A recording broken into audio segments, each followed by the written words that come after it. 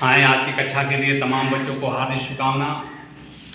Board exam नजदीक है। Physics का बड़ा ही बढ़िया प्रश्न आज बेटे है कि उत्तल दर्पण में सिद्ध करें कि F बराबर R/2।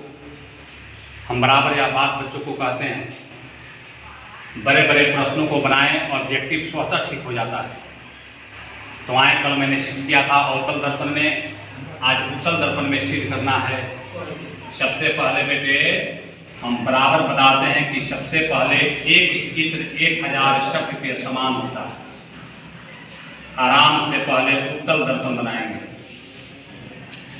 और बेटे जानते हैं कि उत्तल दर्पण में फोकस दूरी धनात्मक होती है, क्योंकि बेटे मैथ में पढ़े हैं या नंबर लाइन होता है, नंबर लाइन के बीच में 0 होता है और दाहिने बगल प्लस होता है और बाएं माइनस होता है।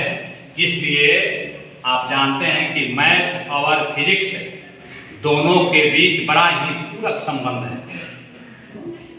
ई आपको P हो गया, F हो गया, C हो गया। मान लो यह उत्तल दर्पण का नाम हमने Mn दे दिया। मुख अक्ष के समांतर बेटे एक AB आपतित किरण हो गए। यहाँ थोड़ा रुकेंगे, बात को समझेंगे। जब बेटे AB एक आपतित किरण हो गया और जब यह परावर्तन होगा, मान लो यह BD जो है यह परावर्तित किरण है, तो यह पीछे स्थित फोकस से आता हुआ मालूम पड़ता है।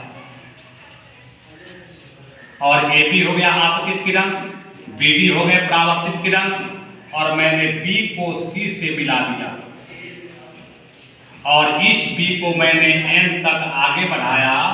जो यह अभिलंब है, यह B बिंदु पर BN अभिलंब हो गया।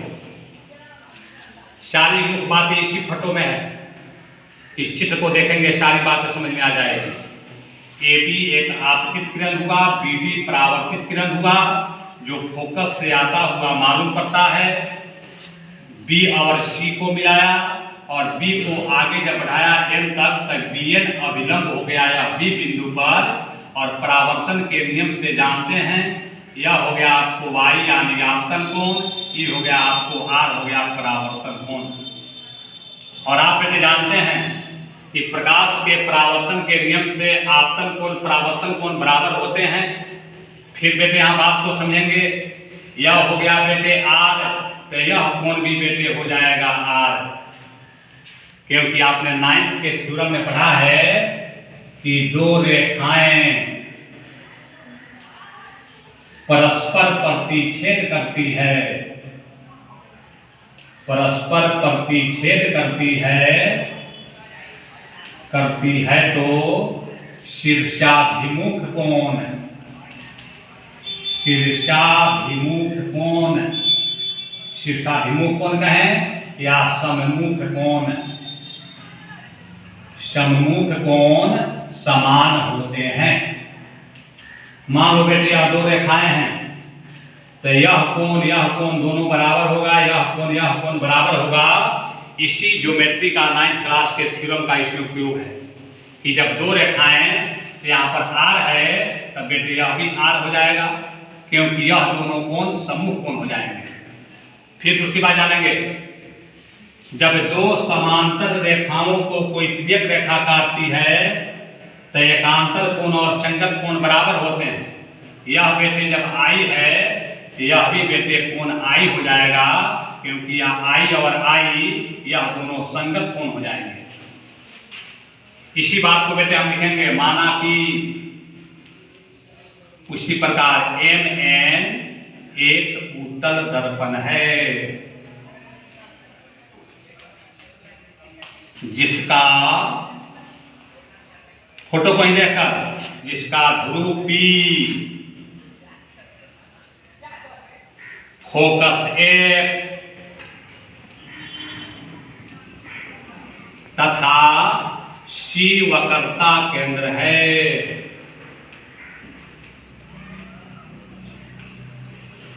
फिर बेटे आगे देखेंगे फोटो पर, AB एक आपतित किरण है, AB एक आपतित किरण है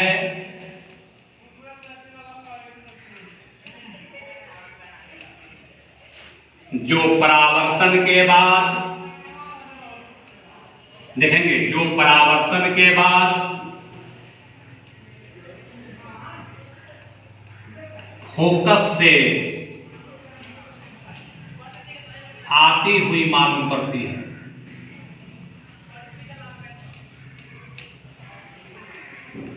यही बात को बेटे समझना है।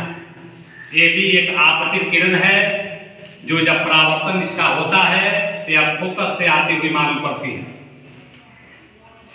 और साथ साथ बी और सी को मिलाया तथा बी और सी को मिलाया। अब बी और सी को मिला देंगे, बी और सी को मिलाया तथा एन तक बढ़ाया। देखेंगे बी और सी को हम मिलाए, इसको एन तक बढ़ाए, एन तक बढ़ाया जो अभिलंब है, एन तक बढ़ाया जो अभिलंब है। अब बेटे हमको सिद्ध करना है, बात को समझेंगे। माना कि फोकस दूरी P1 बराबर छोटा f माना, वक्रता त्रिज्या फोटो में देख रहा है PC बराबर R माना, या P और C वक्रता त्रिज्या हो गए, P1 फोकस दूरी हो गया। तो हमको सिद्ध करना है, सिद्ध करना है F बराबर R/2। अब आए प्रमाण में। अब बेटे उसी बात को लिखेंगे। प्रकाश के परावर्तन के नियम से आप जानते हैं, जो मैंने कल बताया था वही सेम बात है। परावर्तन के नियम से, परावर्तन के नियम से आप जानते हैं कोण ABN सीधा दिखाई दे रहा है, यही मुख्य बात है। कोण ABN बराबर कोण NBD बराबर कोण NBD। ये हो गया आपको समीकरण फर्स्ट। फिर बेटे आगे देखेंगे कोण NBD, कोण NBD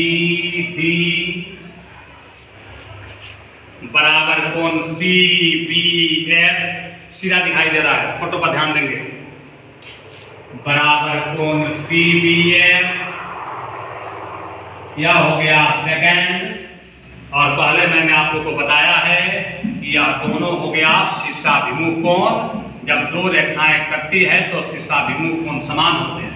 ध्यान लिख देंगे, शीर्षाभिमुख कोण होने से, शीर्षाभिमुख कोण होने से। अब बेटा देखेंगे जब R बराबर हो गए शीर्षाभिमुख कोण।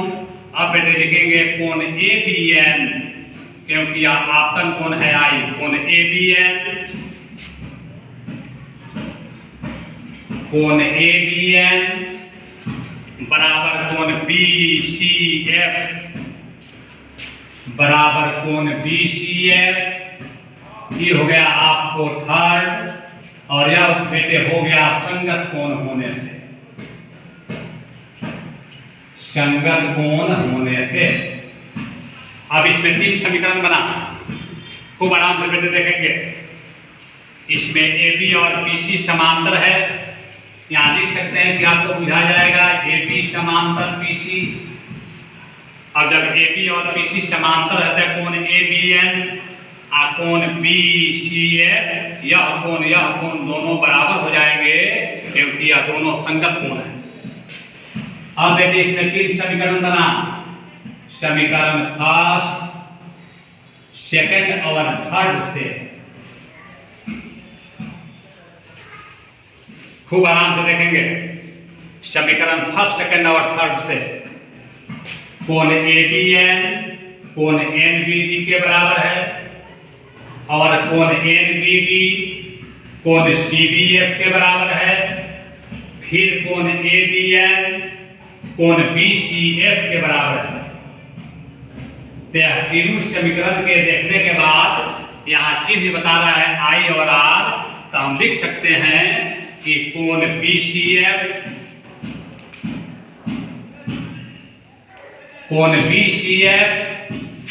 बराबर कोण CBF बराबर कोण CBF, यानी BCF और CBF या दोनों कोण बराबर हो जाएंगे, क्योंकि ABN, NBD तीनों समीकरण में अब चारों बात एक हो रहा है।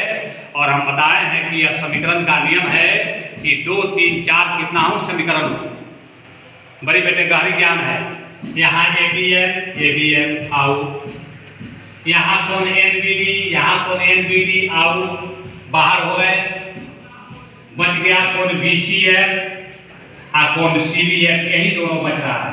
तो यह दोनों बचने का मतलब यह सीधा दिखाई दे रहा है कि यह I और R दोनों जब बराबर हो गए, तो कल बताए थे कि जब दो कोण बराबर हो तो दो भुजा बराबर हो जाती है, इसलिए हम लिख सकते हैं BF बराबर FC, BF बराबर FC, क्योंकि त्रिभुज के जब दो कोण बराबर होते हैं समान कोणों की सम्मुख भुजाएं बराबर होती है। इसको लिख सकते हैं यहाँ पर पोस्ट में, समान कोणों की सम्मुख भुजाएं समान होती है। क्या नाम का थ्योरम है?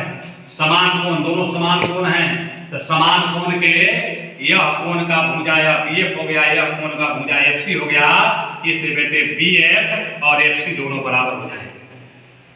जब BF और FC बराबर हो गए, अब बेटा लिखेंगे माना कि B और P की दूरी नग्न है। कल भी हमने बताया था कि हम छोटे द्वारक के दर्पण पर विचार कर रहे हैं, तब B जो P है इसकी दूरी दोनों का बहुत कम है। इस पर दर्पण हो, सामने ऊपर B हो, नीचे P हो, तो दोनों एक सीधा ही दिखाई देंगे। इसलिए हम BF के बदला में PF मान सकते हैं, लिख सकते हैं कि BF बराबर PF, यानी BF के बराबर हो गया। यहाँ है BF बराबर FC, यहाँ है BF बराबर PF, तो हम बेटे लिख सकते हैं कि PF और FC बराबर हो गए, BF आउट हो जाएंगे। यहाँ लिख सकते हैं हम PF बराबर FC, क्योंकि BF FC के बराबर है और फिर BF PF के बराबर है, तब PF और FC या दोनों बराबर हो गए। तो आप जानते हैं कि PF होता है फोकस दूरी 1 हो गया, ध्रुव से फोकस के फोकस दूरी कहते हैं। और बेटे जो FC है, कल भी मैंने बताया था P और C के बीच में F है, तो जो FC है वह PC का आधा हो जाएगा, यानी तो लिख सकते हैं PC बटा 2। अब यहाँ बेटे आ जाए, हम लिख सकते हैं कि F बराबर, यहाँ लिखे हैं कि PC पकड़ता त्रिज्या R है, यानी F बराबर R बटा 2। आराम से बेटे यह प्रूव्ड हो गए, सिद्ध हो गए। इसी के साथ आज की कक्षा समाप्त होती है।